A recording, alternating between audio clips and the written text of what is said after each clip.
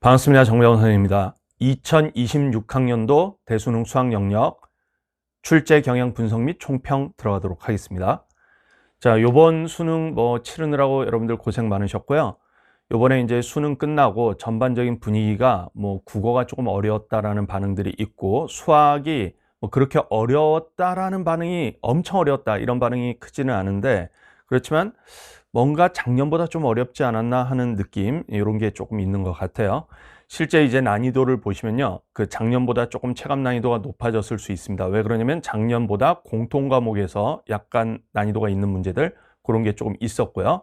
선택 과목이 확통이나 기하 같은 경우는 작년보다 난이도가 조금 더 올라갔다고 볼 수도 있고요. 근데 미적분 같은 경우는 작년보다 난이도가 조금 내려간, 그래서 작년에 그 미적분에서 난이도가 많이 높았던 이런 것에 대한 약간의 조정이 있었다. 그리고 그 조정을 공통 과목에서 약간의 난이도를 올리는 느낌으로 반영이 되었다. 자, 그런 느낌이 듭니다.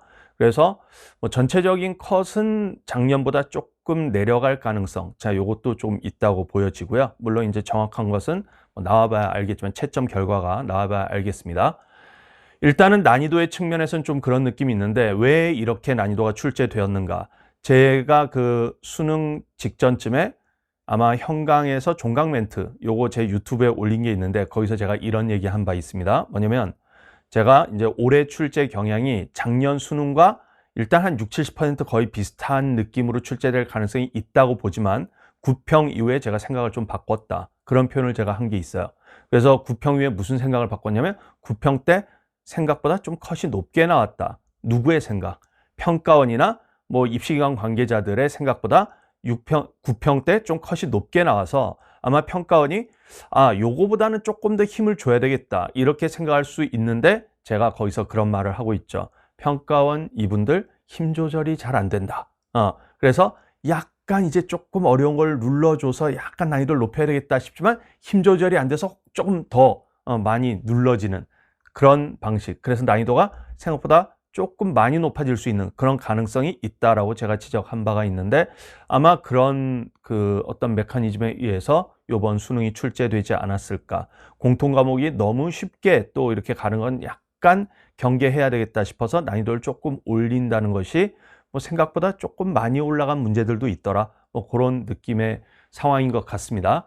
물론 이제 작년 수능이랑 엄청 큰 차이가 있다라고 보기는 조금 어렵고요. 약간 난이도가 비슷한데, 그런데 아무래도 이제 학생들이 느끼기에는 공통 과목의 난이도가 조금 올라가면 난이도가 많이 올라간 것처럼 느껴지는 그런 경향이 있기 때문에, 아마 체감 난이도는 작년 수능보다는 조금 더 높게 느껴지지 않았을까, 그런 생각이 조금 듭니다. 난이도의 측면에서는 좀 그렇고요. 그 다음에 이제 출제 문항들이 어떤지를 조금 봐야 되는데, 일단은 6평, 9평 있죠. 거기서 많이 비슷하게 나온 문제들이 있어요. 비슷하게라는 게 완전히 비슷한 느낌은 아니겠죠, 당연히. 근데 문항 번호 때 비슷한 단원의 문제들이 배치가 된다던가, 이건 사실 제가 누누이 강조했던 바입니다. 이제 6평과 9평과 수능은 6, 9평과 독립시행이다, 이런 말이 있는데, 저는 진짜 그 말이 잘 이해되지 않거든요. 뭐냐면 독립시행은 독립시행이지, 어느 측면에서는.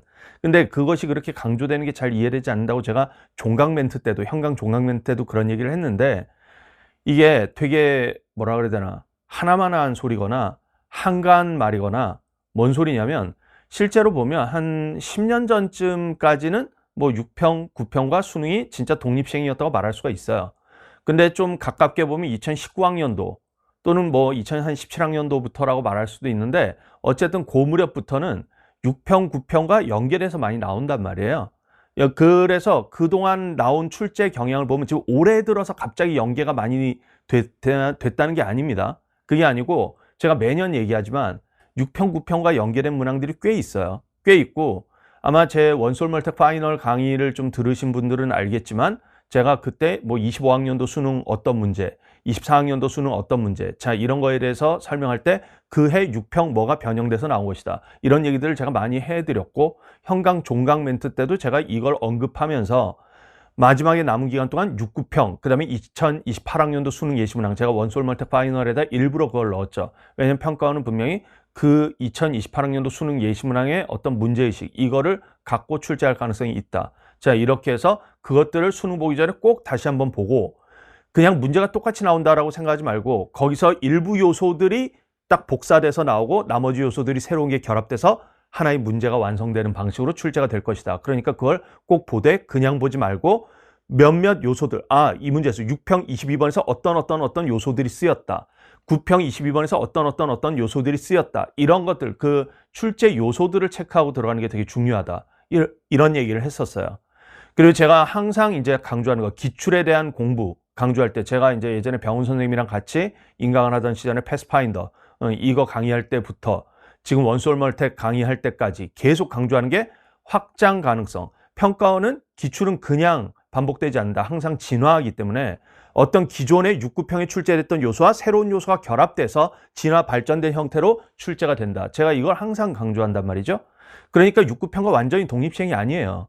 그게 아니고 거기서 일부 요소들이 어떻게 변형돼서 나올 건지에 대한 예측, 이거에 기초해서 대비하는 게 굉장히 중요한 시험이고, 사실 이게 올해만의 경향이 아니고 지난 적어도 6, 7년, 7, 8년 또는 좀 길게 보면 한 10년 가까이 거의 이런 경향이 계속돼 있었습니다. 그러니까 완전히 뭐 수능은 6, 9평과 독립시행이다라고 강하게 주장하는 것은 지금 7, 8년간의 어떤 수능 문제를 제대로 보지 않은 것이다. 이렇게 봐야 되죠. 그래서 여러분들이 지금 이 수능에 대해서 냉정하게 잘 보셔야 돼요. 평가원이 어떤 식으로 출제하는지. 제가 이걸 보여드리기 위해서 문제 전체는 아니더라도 여러분들이 이번 시험지와 6평, 9평 시험지를 보세요. 11번, 12번, 13번, 14번 그런 것들, 10번도 그랬던 것 같은데 거의 6, 9평의 어떤 문제들하고 그 문항 배치가 거의 똑같거든요. 그런 걸 볼 수 있고요. 근데 저는 뭐 그거보다 더 중요한 것은, 그건 이제 평가원이 왜 그렇게 출제를 한 거냐. 학생들 하여금 공통 과목에서 그래도 익숙함을 느끼라고. 그래야 앞부분에서부터 엄청 막히지는 않을 테니까 그런 차원의 배려 차원에서 준 거라고 보고요. 그거보다는 이제 조금 더 변별력 있는 문항들 있죠. 그런 것이 또 어떻게 연계돼서 나오는가. 이걸 여러분들이 좀 느낄 필요가 있다. 그 차원에서 제가 문제들을 한번 좀 변별력 있는 문제들 몇 개를 잠깐 보면서 조금 말씀드려 볼게요. 자, 21번 문제입니다. 21번 문제가 요번에 조금 어려웠던 문제예요. 왜 어려웠냐? 주관식이죠. 근데 이 문제가 잘 보시면 6평 15번 문제의 변형 문제였기 때문에 어려웠던 거예요. 왜냐? 6평 때도 15번 문제가 뭐 그 공통과목에서는 거의 제일 빡센 문제 탑2 안에 들어갔었죠. 22번과 15번 뭐 그런 건데, 근데 이 15번 문제가 임팩트가 좀 적은 이유가 뭡니까? 객관식이기 때문에. 학생들이 객관식이고 그러니까 뭐 찍을 수도 있고 하니까 아무래도 주관식 문제보다는 난이도를 덜 어렵게 느낀단 말이에요. 근데 이것이 변형돼서 지금 딱 어떤 변형인지 느껴집니까? 여기 지금 딱 보시면 이렇게 돼 있죠.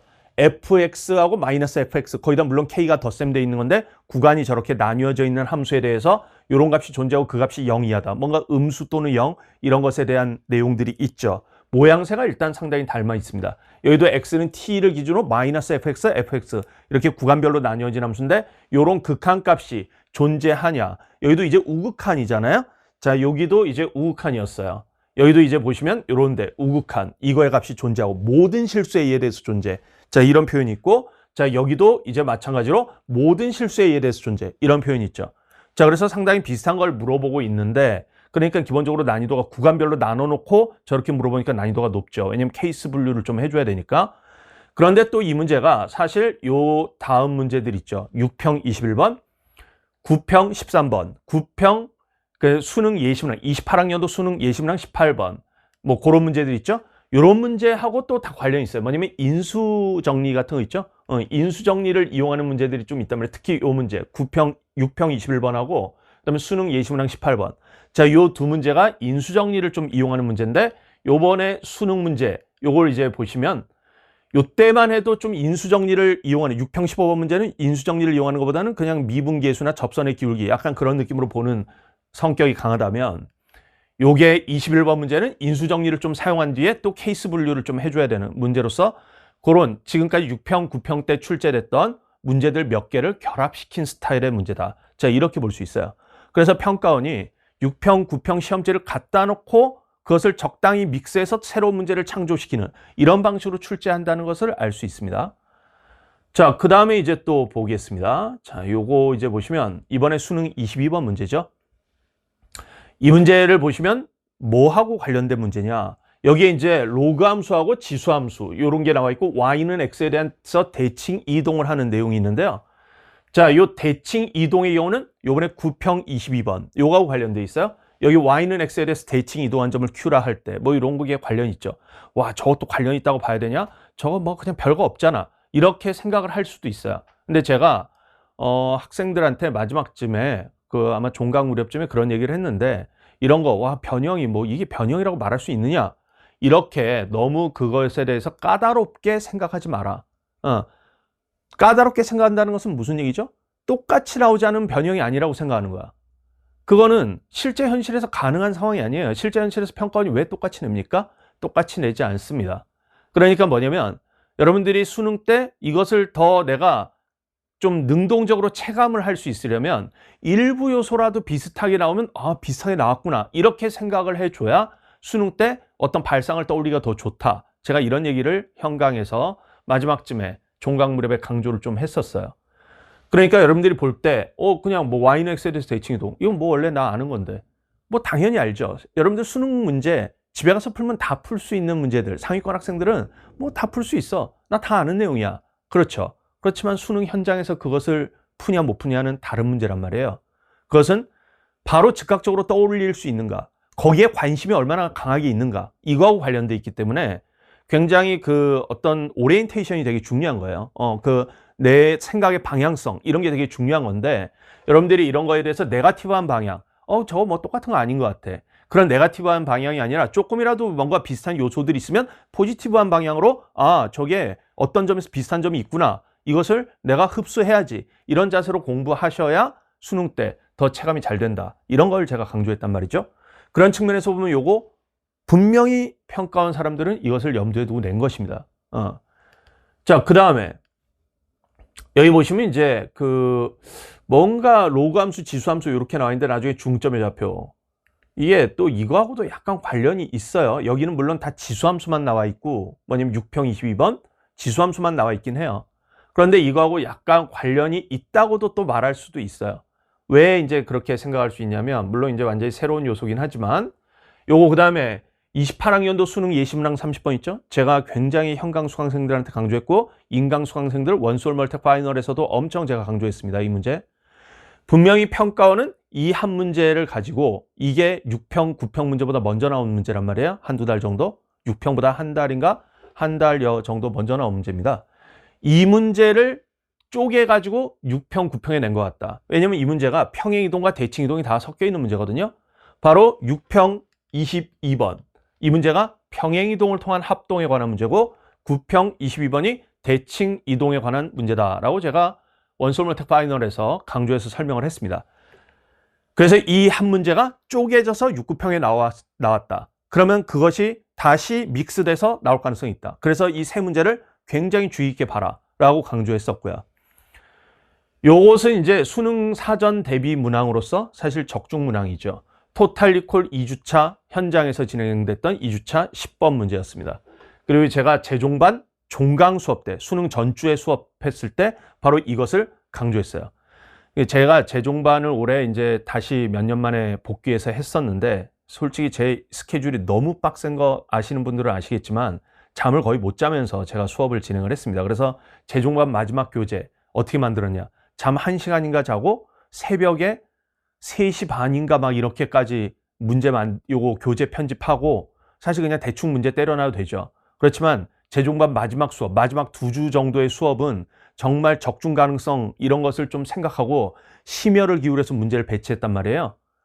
그래가지고 뭐냐면 그동안 제가 수업했던 것들, 모의고사 막 이런 데서 중요 문항들을 딱딱 뽑아서 배치를 하느라고 제가 뭐 한 새벽 한 1시 정도부터 3시 반까지 이걸 배치를 하고 잠 1시간 반 자고 다시 일어나가지고 막 기숙학원 수업 가고 그렇게 해서 제가 여기 배치했던 마지막 종강 수업 때 바로 이거 우리 현강 단과에서는 7월 중순에 진행됐던 수업이에요.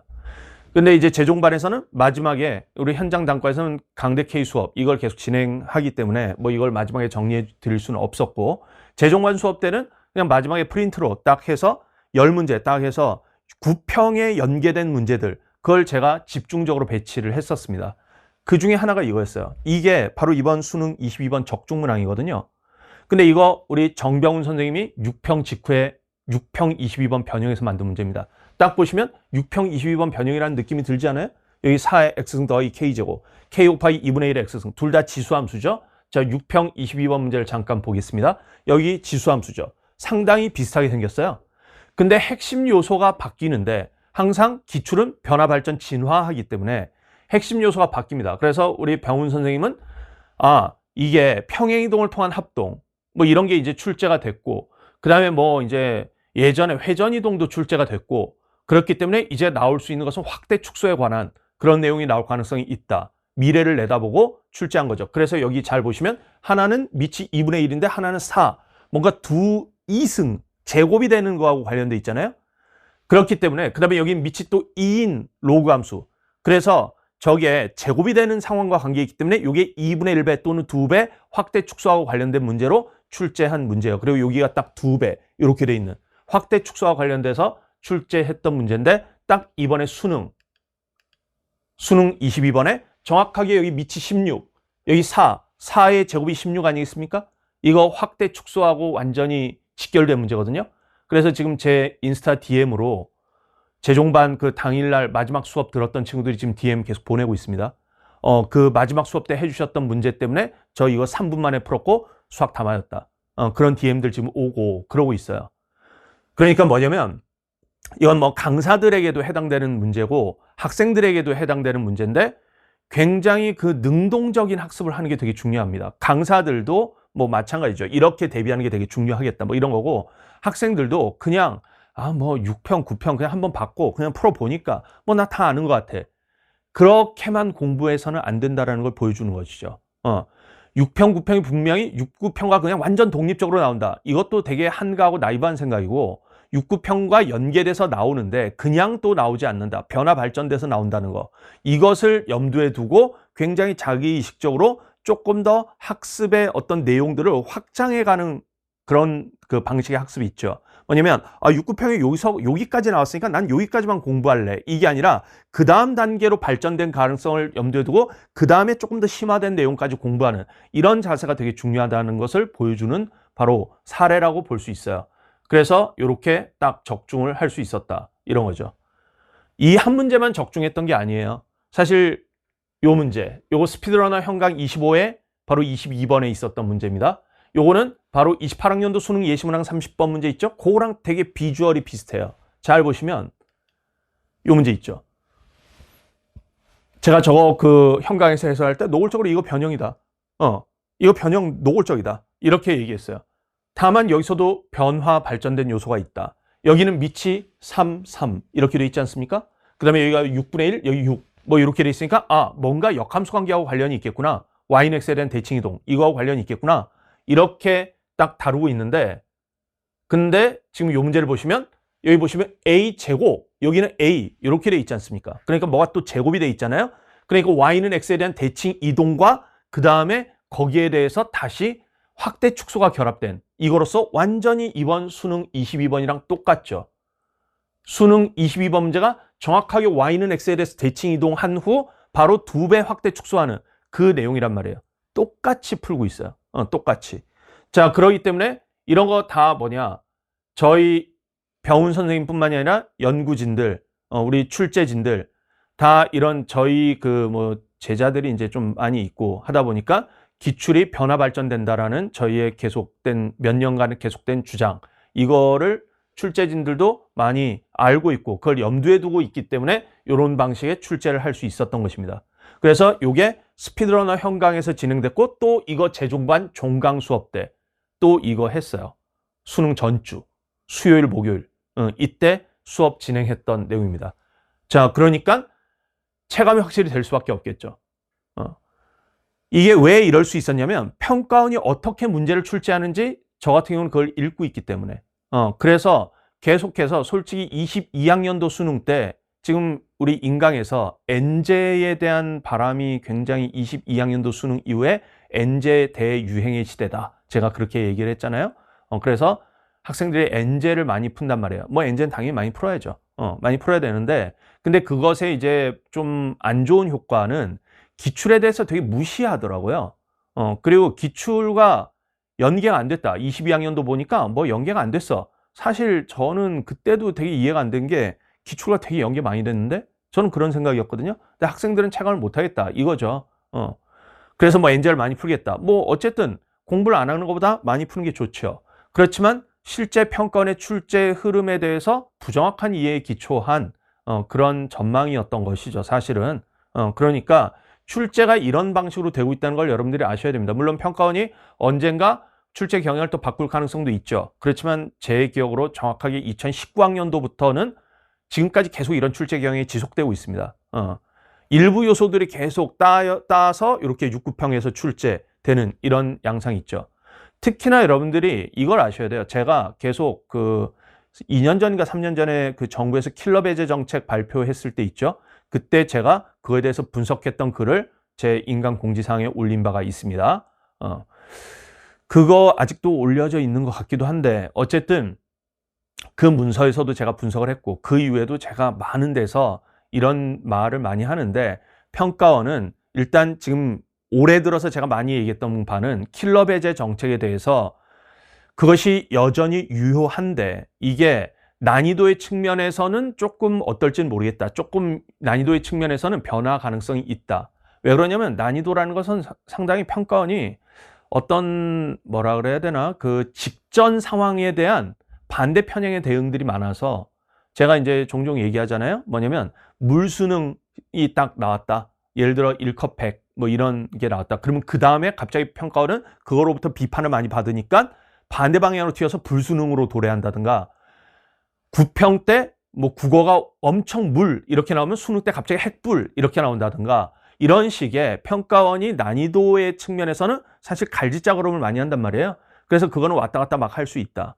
있는데 근데 어쨌든 사교육에 대한 견제 이런 차원에서 어떤 출제 경향을 어떤 식으로 낸다라고 제가 얘기한 것들이 막 있어요. 그게 이제 뭐냐면 일단은 특수 스킬로 잘 안 통하는 문제들을 많이 낸다. 전보다. 뭐 그런 것들 있죠. 교과 개념대로 따박따박 해석해서 푸는 문제들. 그런 거의 비중이 좀 더 늘었다. 예전보다. 자, 그런 게 있고 그 다음에 이제 또 뭐가 있냐면 이제 EBS나 6,9평 연계를 한다라는 거예요. 사실 EBS 연계 예전부터 많이 했죠. 오히려 연계율이 줄었습니다. 예전에는 이제 70%였는데 지금 50%로 줄었는데 요즘 이제 슬슬 이제서야 EBS 연계가 많이 되는 것 같다. 전보다. 이렇게 뒤늦게 느끼는 분들이 있죠. 근데 사실 원래 평가원은 6평, 9평의 EBS 연계를 많이 해요. 하고 수능 때 그 연계된 문항들이 6, 9평에 나왔으니까 그걸 다시 변형해서 낸단 말이죠. 그런 식으로 지난 몇 년간 계속 정책이 지속되어 왔다는 걸 아셔야 돼요. 제가 지금 얘기하는 게 뭐 EBS만 공부하고 기출만 공부하라는 뜻은 아닙니다. 그런 건 아닌데 일단은 평가원이 이렇게 출제하고 있기 때문에 기출에 대해서도 EBS에 대해서도 그냥 단순하게 무시하면 곤란하다 이거고 당연히 근데 거기에서만 또 머물러서도 곤란하다. 왜? 기출은 진화 발전되니까. 그러니까 새로운 그거의 기초에서 만들어진 엔제나 모의고사 그 평가원의 출제 흐름을 잘 읽고 있는 사람들이 출제한 엔제나 모의고사 이런 것들에 대해서 굉장히 열심히 공부하셔야 되는 거예요. 그런 걸 보여주는 시험이었다. 자, 이런 것을 알 수 있습니다. 미적분 28번. 뭐 확통기한은 제가 지금 여기서 언급은 좀 안 하겠는데 미적분 28번 요거는 제가 왜 보여드리려고 하냐면 이거 그냥 저의 사고의 흐름을 여러분들한테 알려드리려고 하는 겁니다. 제가 현강 수업을 제 수업을 들었던 친구들은 아마 많이 알 거예요. 제가 인강에서도 이런 코멘트를 했을 수도 있어요. 했을 수 있는데 원솔 멀티 파이널에서 뭐냐면 이게 역함수 적분 문제란 말이에요. 여기 그 y축과 만나는 점 사이의 거리가 t가 되도록 하는 s의 값, 이 s의 값이 x좌표이기 때문에 제가 몇 년간 굉장히 강조했던 x좌표가 어떤 새로운 함수로 지정되는 거 이런 거 대부분 역함수 문제다. 이런 거 굉장히 제가 강조를 매년 엄청 많이 하고 그 다음에 이제 제가 올해의 구체적인 특징 짝수해는 역함수가 많이 나온다. 역함수 적분, 적분이 많이 나온다. 일단 그리고 특히 역함수 적분이 나올 가능성이 있다라고 연초부터 얘기했고 사실은 근데 6평, 9평, 28번을 보고 제가 현강에서 무슨 얘기를 했냐. 지금부터 제 얘기를 들어보시잖아요. 그러면 진짜 뜬금없다. 진짜 저건 너무 황당한 분석 아니냐라고 생각될 수 있어요. 그렇지만 평가원이 이런 식으로 움직인다라고 저는 예전부터 왜냐면 2016학년도 때 제가 그걸 좀 느꼈는데 일단은 요 한번 볼게요. 이번에 6평 28번 문제입니다. 이건 뭐 확통기하 선택자들 안 보셔도 되지만 사실 보셔도 상관없어요. 뭐냐면 평가원이 이런 식으로 출제한다는 걸 보여주는 그냥 예시라서. 얘 이제 보시면 얘가 무슨 문제냐. 물론 이거 지금 사교육계에서 굉장히 이 문제에 대한 평가가 많이 있죠. 다각도로 있어요. 근데 제가 이 문제에 대해서 결론 내린 거 원소울 멀티 파이널 거기서 결론 내린 것은 이것은 그냥 합성함수 미분 문제다. 2번 미분하는 문제다. 무슨 잡다한 무슨 스킬 이런 거 별로 필요 없다. 평가원은 분명히 2번 미분하는 문제로 출제했을 것이다. 왜? 합성꼴에서 속함수가 미분 가능, 이계도함수가 존재 이렇게 나오면 그것은 그냥 미분하라는 문제고 속함수가 미분 불가능한 요소가 있으면 미분 가능성 검증 문제다. 제가 원소울 멀티 파이널에서 그렇게 설명했습니다. 그래서 이거 병훈 선생님이 최초 풀이에서 보여준 풀이가 가장 평가원 출제 의도에 맞다라고 제가 얘기했어요. 이 9평 28번 평가원이 제가 봤을 때 원소울 멀티 파이널에서 제가 뭐라 그랬냐면 사교육계에서 6평 28번에 대해서 각종 혼란들이 많고 무슨 각종 스킬을 쓰면 잘 풀리고 어쩌고 이런 혼란이 되게 많기 때문에 그리고 막 역함수로 막 처리하고 뭐 이런 등의 혼란들이 많으니까 평가원이 다시 한번 확인 사살한 문제다. 합성함수 미분이다. 얘 그냥 gx 또 이렇게 합성함수 돼 있는데 실수한체 이집합에서 미분 가능, 속함수가 미분 가능 이렇게 돼 있기 때문에 그냥 또 합성함수 미분 문제로 또다시 한번 사교육을 흔드는 사교육계에서 혼란들이 있기 때문에 뭐냐면 과잉 해석 6평 28번에 대한 과잉 해석들이 사교육에 난무하기 때문에 왜 마케팅도 해야 되고 막 그러니까 뭔가 자기에게 대단한 뭐 스킬이 있는 것처럼 막 그렇게 해야 되니까 평가원은 되게 그런 거 견제를 한단 말이에요. 평가원의 지금 킬러 배제 정책에서 아직도 유효한 게 바로 그겁니다. 사교육에서 굉장히 특수 스킬 강조하는 것에 대해서 굉장히 의식적으로 저격하는 문제들을 출제하고 제가 봤을 땐 6평 28번, 9평 28번이 그런 문제였다라고 제가 원소울 멀티 파이널에서 얘기했어요. 근데 두 문제를 모두 보면 제 분석에 따르면 이것은 합성함수 미분 문제다. 둘 다. 무슨 역함수 미분 이런 문제 아니다. 저는 그렇게 봤기 때문에 제가 단과 마지막 한 종강하기 2, 3주 앞두고나 마지막 주 뭐 그 무렵쯤부터 그 다음에 재종반에서 바로 마지막 주 또 그 몇 주 전부터 계속 제가 뭐라 그랬냐 6평, 9평, 28번 변형이 어떤 식으로 나올 수 있는가 이거 아마 제가 지금 말하는 거 우리 형강 친구들 제가 말한 거 다 기억날 거예요. 첫 번째 아예 안 나올 수 있다. 두 번째 역함수 적분으로 나올 수 있다. 왜? 합성함수 미분이니까. 지금 이 대목이 되게 뜬금없다고 여러분들이 생각할 수 있어요. 합성함수 미분. 그러니 수능은 역함수 적분이다. 왜? 합성함수에 대응되는 게 역함수고 미분에 대응되는 게 적분이니까. 역함수 적분이 나올 수 있다고 제가 굉장히 강조해서 너무 지겹도록 역함수 적분 문제를 많이 풀렸거든요. 너무 지겹도록. 아마 제 딥마인드 같은 책 같은 거 봐도 거의 지겹도록 역함수 문제가 있을걸요? 그래서 학생들은 또 일부 학생들은 또 그렇게 생각했겠지. 이거 너무 기출 요소 반복이고 뭐 계산만 많다. 수강 후기에 뭐 그런 거 일부 있더라고요.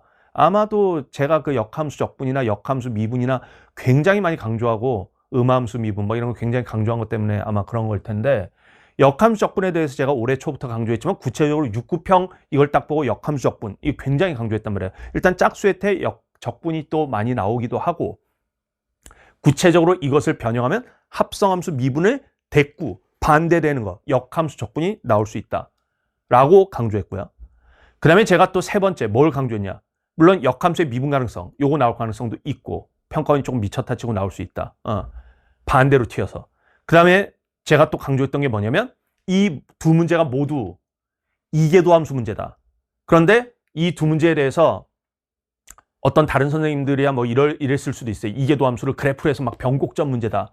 뭐 이렇게 봤을 수도 있지만 저는 이 두 문제가 이계도함수 문제지만 그래프하고 관련 없는 이계도함수 문제다. 그냥 미분 두 번에서 끌어내는 이계도함수 문제 같은 느낌의 문제다. 그렇기 때문에 이거 제가 재종반에서 분명히 기억할 거예요. 학생들. 제가 뭐라 그랬냐? 그렇기 때문에 이계도함수 문제가 나올 가능성이 있는데 나온다면 그래프로 해석하는 이계도함수 문제, 변곡점에 관한 문제 이것이 나올 수 있다라고 얘기했어요. 제가 봤을 때는 28번 역함수 적분 문제. 그 다음 뭐냐? 30번. 30번 이게 바로 그래프로 해석하는 이계도함수하고 관련된 왜냐하면 곡선과 직선 사이의 위치 관계에 관한 거기 때문에 이게 작년 수능 28번에도 살짝 있고요. 그래서 곡선과 직선의 위치 관계에 관한 문제, 이계도 함수와 관련돼 있죠. 변곡점이나 이계도 함수. 이런 거하고 관련돼 있는 그래프와 관련된 이계도 함수 문제. 이게 출제될 수 있다고 제가 강조했단 말이에요. 분석을 이런 식으로 하는 것입니다. 그냥 한참만 보면 안 된다는 거예요. 평가원이 제가 왜 이거를 할 수 있었냐면 2016학년도 때 제가 EBS 연계가 어떻게 출제되는지 그 아마 미적 선택자들은 알 텐데 그 손톱 그림 있는 거 있어요. 손톱 그림. 2016학년도 9평 21번 B형. 그 문제가 있는데 그 문제가 EBS에 그 문제가 무슨 문제냐면 정적분원 정의된 함수의 부등식 문제예요. 근데 그 문제는 저는 딱 보고 수특인지 수한인지 무슨 문제 변형 문제구나. 그게 딱 느껴졌거든요. 근데 그게 뭐냐? 정적분원 정의된 함수의 방정식 문제였어. EBS에 나온 문제는. 근데 9평에는 정적분원 정의된 함수의 부등식으로 바뀌어 나오는 거야. 평가원의 변형이라는 게 이런 식이구나. 방정식이 나왔으면 변형은 부등식. 그래서 저는 대꾸로 합성함수 미분, 그러니 역함수 적분일 수 있다. 라고 제가 강조해서 그것에 대해서 대비를 굉장히 많이 시켰다는 거예요.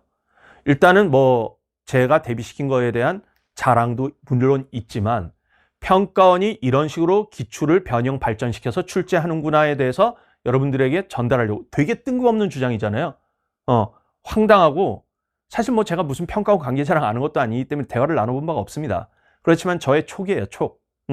저의 촉인데 저는 나름대로 지난 한 10년간 제 촉이 거의 그래도 많이 맞았다라고 생각을 합니다.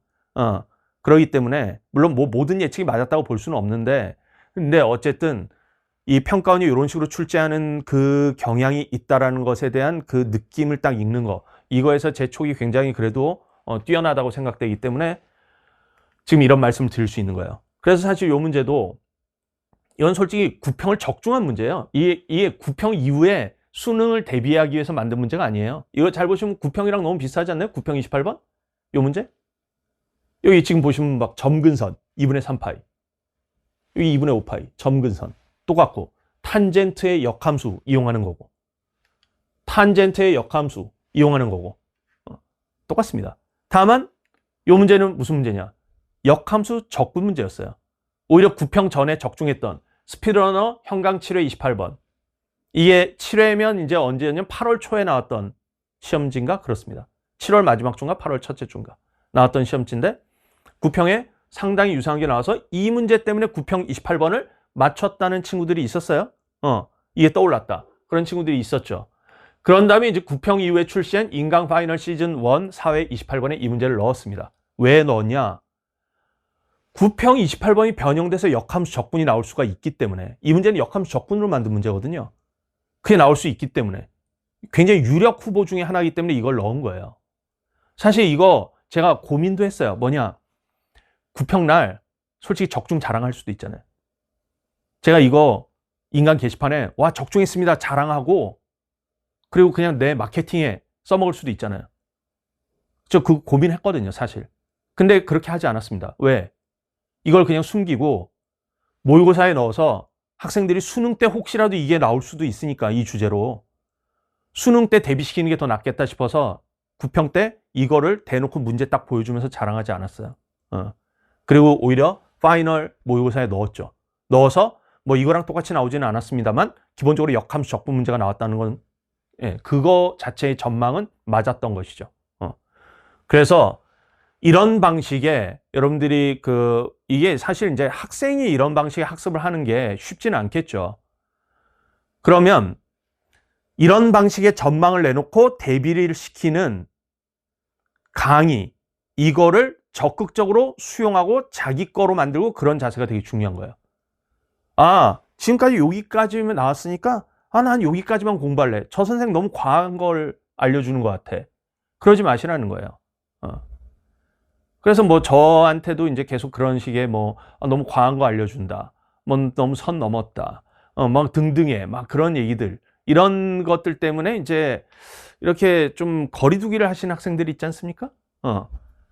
근데 그러지 말고 좀 한번 적극적으로 수용을 해보라는 것입니다. 진취적인 마인드, 능동적인 마인드로 좀 수용을 해보면 수능 문제가 생각보다 내 아래에 있는, 나보다 높은 위치에 있는 문제가 아니라 내 아래에 있는 문제일 수 있는 거예요. 자, 그걸 지금 제가 보여드리기 위해서 저의 사고 과정을, 그리고 그것을 제가 현강 같은 데서 이 사고 과정을 많이 말했단 말이에요. 그 말한 것들을 지금 다시 한번 얘기를 해드리는 것입니다. 되게 엉뚱한 주장이라고 느낄 수 있죠. 이런 거, 와, 이거 지금 만약에 이거 가지고 연계다. 누가 이런 얘기를 하겠어요? 이거 연계로 이 6평 28, 9평 28 연계로 얘가 출제되었다. 이런 주장하면 되게 미친놈이라고 들을 수가 있잖아요. 근데 저는 수능 전에 이런 얘기를 했다니까요. 수능 전에. 이런 방식으로 해서 변형돼서 나올 수 있다. 그래서 이런 식의 평가원의 사고를 읽는 거, 이런 것에 좀 기초해서 보면 결국 약간은 미래적인 느낌 알죠? 그냥 딱 이게 그때 딱 출제되냐 안 되냐, 그 똑같은 유형으로 출제되냐 안 되냐가 아니라 그것이 변형돼서 출제될 수 있다는 그런 미래적인 전망. 자, 이것을 좀 염두에 두고 공부하는, 여러분들의 공부 자세도 그래야 된다. 자, 그걸 제가 강조하기 위해서 여기다 넣은 것입니다. 그런 것이고요. 그 다음에 요거 제가 여기 30번, 요거 있죠? 요 30번, 미적 30번. 요 문제가 또 아까 제가 얘기했던 그 이계도 함수, 요거하고 관련된 요게 출제된 문제, 요거라고 볼 수 있겠다. 사실 이거 더 할 얘기도 있긴 한데 이게 함수 갈아타기 내용도 좀 있어요. 제가 사실 요거 이제 살짝 보면 요것도 이상한 얘기일 수 있는데 9평 13번? 제가 9평 13번에 대해서 학생들한테 파이널에 뭐라고 얘기를 자주 했냐면 이게 변형돼서 함수 갈아타기 스타일 문제가 나올 수 있다. 저는 공통 과목에서 나올 수 있다라는 걸 주로 얘기한 거지만 사실 미적에서 나왔죠. 왜? 이건 함수의 극한 단원의 문제이기 때문에 그 다음에는 함수의 연속이나 그런 등등을 이용한 함수 갈아타기 그런 것들이 나올 수 있다. 변형은 그런 식으로 되는 것이다. 그런 얘기를 제가 많이 했단 말이에요. 그건 이제 좀 사소한 거긴 한데 더 중요한 건 이계도 함수에 관한 거죠. 이계도 함수나 곡선과 직선의 위치 관계, 이게 더 중요하긴 합니다만 어쨌든 이런 방식의 출제가 되고 있더라. 제가 이런 것을 지금 보여드리는 이유 아시겠습니까? 출제 경향에 대해서 분석한다면 이런 것이다. 일단 그 사교육에 대한 견제 정책 여전히 유효하다.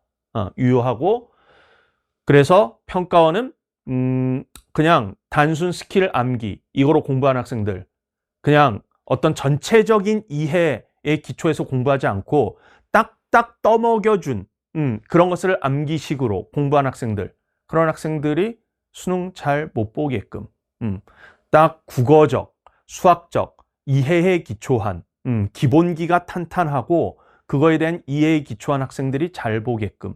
왜? 그래야 사교육이 견제가 되니까. 사교육에서는 다 마케팅을 위해서 포장해가지고 많이들 이거 요런 스킬 저런 스킬 막 얘기하잖아요. 제가 스킬 부정론자는 아닙니다. 근데 이제 스킬이 솔직히 이것도 제가 확대 축소, 저 같은 확대 축소를 하면 이거 그냥 금방 푼단 말이에요. 확대 축소도 스킬이라면 스킬이죠.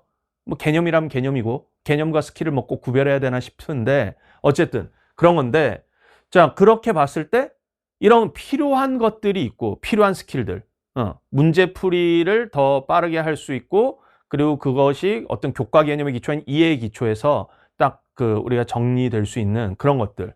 근데 그런 건 필요하죠. 근데 속도상 빠르지도 않아. 그리고 개념적으로 약간 혼란도 있어. 그런 것들. 그다음에 일반적으로 이렇게 쓰일 가능성이 그렇게 많지 않아. 이런 것들. 그런 스킬에 너무 탐닉하는 거. 그거보다는 여러분들의 그 피지컬과 실력을 기르는 게 더 중요하다는 거예요. 그런 걸 보여주고 있죠. 수능 출제 경향이 이렇다. 그래서 여전히 사교육 견제 정책이 유효하기 때문에 여러분들이 공부할 때 결국 밑바탕을 잘 갖추는 공부, 이걸 하는 게 굉장히 중요하겠다. 그런 것을 보여주는 수능이 아니었나 싶습니다. 자, 분석은 요 정도로 하도록 하겠고요. 이제 요 다음 차시 때는 2027학년도 이제 수능 또 대비하는 학생들이 있을 테니까 어떻게 준비할 것인가. 자, 요 또 강의 이어가 보도록 하겠습니다. 자, 그러면 이것으로 총평과 분석 마치도록 하겠습니다.